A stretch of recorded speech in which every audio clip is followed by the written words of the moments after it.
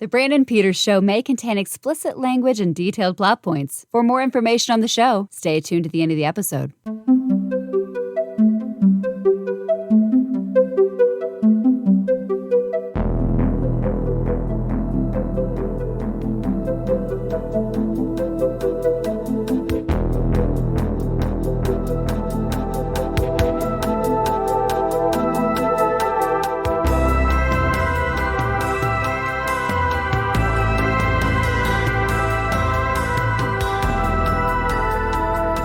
And now, here's Brandon.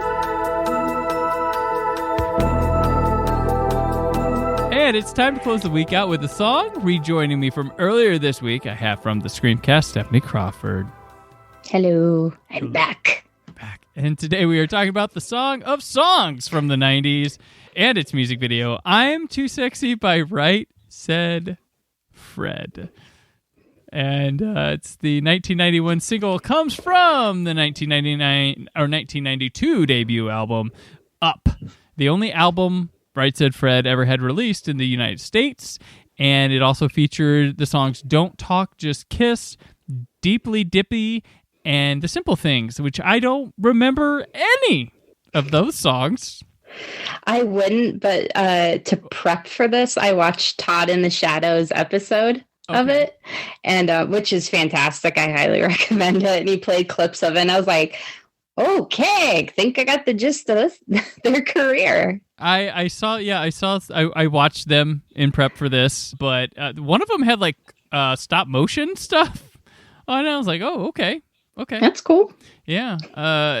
So the song was conceived as a joke when the band ran a gym in London. And it was originally an indie rock song. And then a producer heard it like the chorus, said this could be a dance track. So then they had this DJ build an electronic thing around the vocals. And one of the guitarists had a riff he borrowed from Jimi Hendrix's Third Stone from the Sun. And voila, phenomenon. Yeah, one of the most aggressive earworms ever committed to record. Right. Topped the charts in 7 countries, but not in their home in the United Kingdom. The song Deeply Dippy did. It did hit number 1 in the UK. But in defense of I'm Too Sexy, it got stuck behind Bryan Adams' Everything I Do It For You. The thing is, because it got stuck behind it, I'm Too Sexy set a record for most consecutive weeks in number 2 without topping the charts in the UK. See, that's a huge accomplishment, but that's super, super frustrating. Right. Like, the Americans like us. Yeah, they're usually the hard ones to break into. Right. The video, directed by James Laban, and he made some music videos for Kylie Minogue, Betty Boo, Big Fun, and Take That. The song and video are largely satirical, goes straight over, and I think it goes straight over people's heads, like we were talking about Drop Dead Gorgeous earlier in the week. And when I hear cheesy to describe this, I'm like, everything about this is a big joke and like played with 90% kind of straight face, but I don't know. Video and stuff. Stephanie, where were you when you first heard the song or saw the video, and what were your thoughts back then? I was definitely on a playground when I first heard this. I think back then boys would kind of terrorize you by like walking up on you and singing it, and you'd be like, ew, no, get away from me, no. So that's kind of my first memories of it. And yeah, I just thought it was a silly song. I didn't even understand the concept of sexiness. Right. So it was just, one of those weird things you hear as a kid, and you're like, oh, this is catchy. I can dance to it, but you never really put much thought into it. It was like a funny adult word. You're like, huh? Yeah, but the video, I don't think I saw it until way later, like when VH1 was doing their Remember the Whatever shows. Yeah, and they're like, oh. And I think that's why people don't get what to put on the song is because the video, like they're guys that work out, you know, like they're these attractive, in shape guys and surrounded by actual models. And I think maybe they're like, oh, they're full of themselves. Like they totally believe all this because of how they look. That's the joke. Yeah. Because so I think the video's like it's a cool time capsule, but it probably did hurt how it's viewed a little bit. Right. Yeah. Because they made this song based off guys at the gym looking at themselves in the mirror and being like, and they started joking around going, oh, I'm too sexy for my shirt or whatever. And that's how it came about. And you look at this video, I'm like, yeah, this is totally a joke. Like, this is not. I have sometimes oddly specific memories in my life that people are like, why that? Where do you come? So I remember exactly where I was when I first heard this song. I went with a friend and his mom and dad. We went to Chicago for a Cubs convention. And I was not a Cubs fan, but he was. It was something to do over the weekend. I was a Reds fan growing up.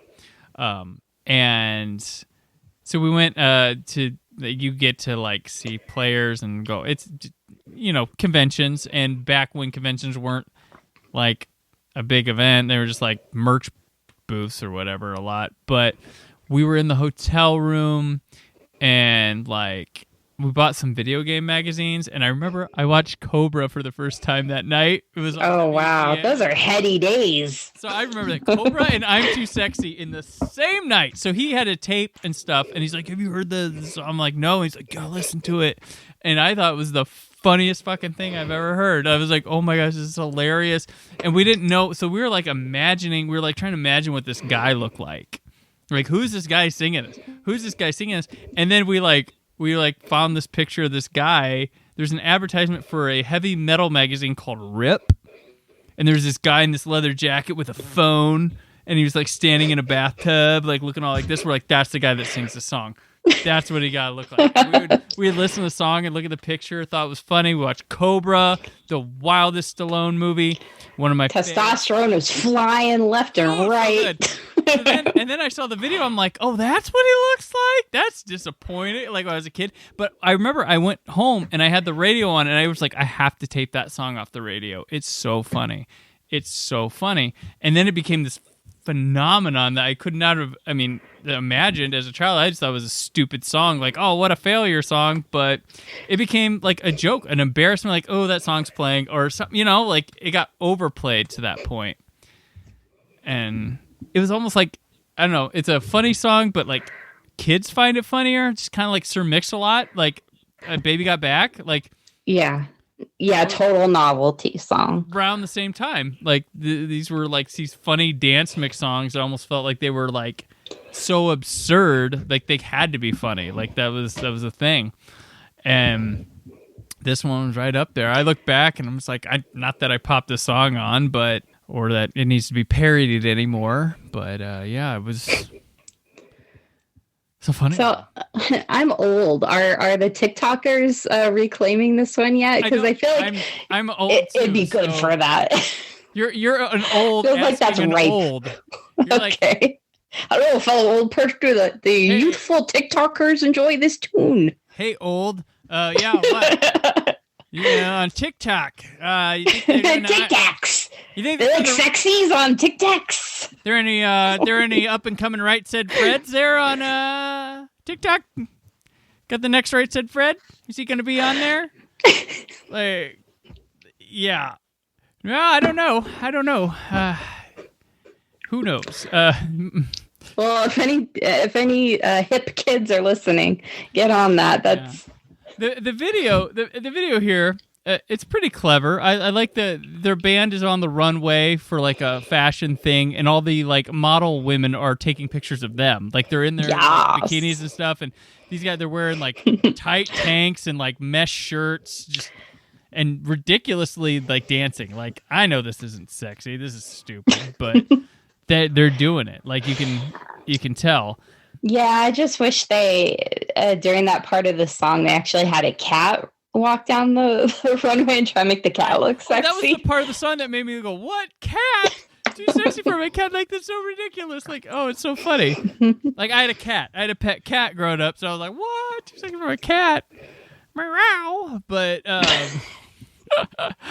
I do like one of the things I gotta give him in the video when he gets out of the car and he's saying it's too sexy for his shirt and he just goes like this and she rips it off of him and he just walking back. He does not flinch. No, like maybe it's take 12, but like he just smoothly goes through that. He's sinking, he's moving, like he just does not. That shirt comes off, and he also has when he's driving by with the cool hat. I always remember that like from this video, but man. So it's your favorite song, your favorite music video is what you're saying. All time. This is the final music video episode. We got to my favorite of all time. Wow. I get to be here for that? And you were here for that. I had to make it special. I've been wanting to do it for a while, but you had to get on your wait list. Okay. Yeah. I'm still gonna commission a bronze statue of the Right Said Fred brothers, even after that cutting remark of yours. It's getting erected. It's gonna happen. It's gonna happen. And then, come on, this song's clever. I'm too sexy for this song, and it's out. Yeah. Yeah. Nice. No, literally the only way you can end that song. Do you think they were in the writing room like, what if you were also too sexy for the song that we're doing, and that's why. And they all were like, "Oh, do it, record it. We're going in there, bro, yeah." And the producer's like, "We lay this down as long as my too sexy for the cat line gets in there." I'm like, fine. That's a hit record. It does rhyme with hat. That's fine. What do you think about that? For that, but right. People like specifics. Everything says so. Yes. There's a little turn on the catwalk, so it might as well be too sexy for the cat. So that's how we go. Yeah, layers, like you mentioned.